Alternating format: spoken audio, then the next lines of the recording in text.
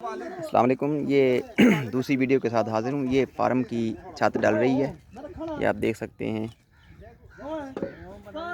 ये गारे की लिपाई हो रही है। इसमें सस्ती तरीन छत डाली गई है, 2 पतलें डाली गई हैं और इसके 80 ज़रा 30 की लंबाई में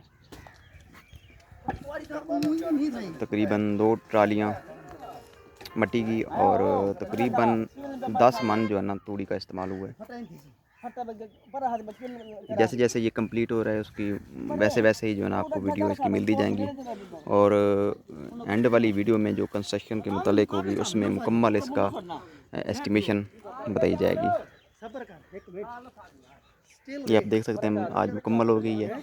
इसमें कोशिश ये करनी है कि इसमें जो ही छत स्टार्ट करनी है लिपाई इसकी, तो इसमें कोई जोड़ नहीं होना चाहिए। एक दिन में ही पूरी छत मुकम्मल होनी चाहिए। इजाफी लेबर का बंदोबस्त करके पूरी छत की मुकम्मल लिपाई हो जाए। शुक्रिया।